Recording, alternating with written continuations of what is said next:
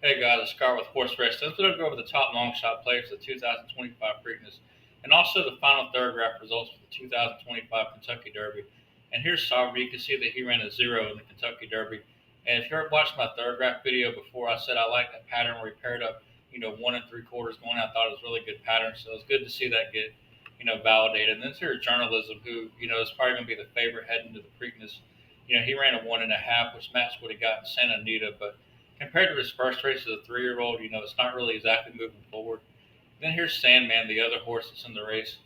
He ran a 5.5 in the Kentucky Derby, and that's off from the 1.5 he got in the Arkansas Derby. More in line with what he got, previously. But up until the Derby, his pattern was, kind of forward moving. So we'll see what happens. But nonetheless, that's the horses. What they got in the Kentucky Derby. And we're going to go over again, like, where do these winners come from? The 2024 Seize the Gray race in the Derby undercard. National Treasure, Santa Anita Derby, 2022 Early Boating ran in the Wood Memorial, 2021 Rombauer Bluegrass. You can see across the screen, and as you can see, the horses racing that last 100-point Derby prep race, so they raced on the Derby day itself. So that kind of goes, where do we start finding horses? And one long shot I'm kind of starting to come around to, and I'm not sure, he's kind of on that teetering of being a long shot, because I don't think he's going to be 10-1, but I could see definitely 6, 7, 8-1 is River Thames, and he was second to Sovereignty in the Fountain of Youth. He does have a forward moving third draft pattern, which I'll show in just a moment. And Pletcher has never won a Preakness before, but most of his interest in the Preakness have always been off that 2 week turnaround. So this will kind of be the first time in a while where you can actually see Pletcher point a horse to a particular race. It'll be something different. And this is River Thames' third draft pattern. He paired up the fives, and then he got the three, and then at Keeneland in the Bluegrass, he ran a 2.5.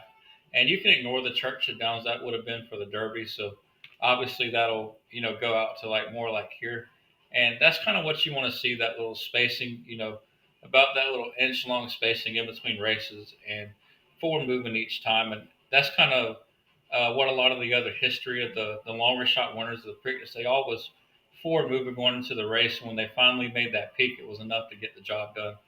So for me, River Thane would certainly be one I use on exactas, trifectas, supers.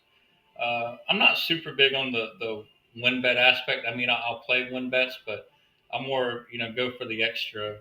I'd rather get 10, 15, 20-1 on my money instead of 3 or 4-1. And obviously, when you do that, you take chances of missing out on some easier races. I missed races in the past where I've had the first place winner, and it might be the second or third to trifecta that cost me. So you live by the door, you die, live by the sword, you die by the sword.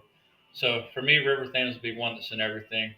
And my other long shot I'm going is American Promise. Trained by the coach. I've talked about it in my previous other videos, so I won't go too much into him. But he will need a better effort than what he ran in the Kentucky Derby. But I'll excuse that. First race off a 7 week layoff. And I got to feel that they're wheeling the horse back in 2 weeks. He must be doing okay. So we'll see what happens. But I think he'll be overlooked by the betting public. And Lucas, was at 18, got second with Barrazo. And of course, won the race last year with Seize the Gray. And even Just Still ran a decent, fifth in the race. And Lucas has came up to Pimlico, and like in the Sir Barton Stakes, he was a Theo Road. I think he won that race with. So, Dwayne Lucas in Pimlico has actually been, he's done kind of well there. So for me, American Promise will be my other, long shot play that goes into my bets. And that's the two that I like. I'm curious, who do you like going into the Preakness? And thank y'all for watching. More to come.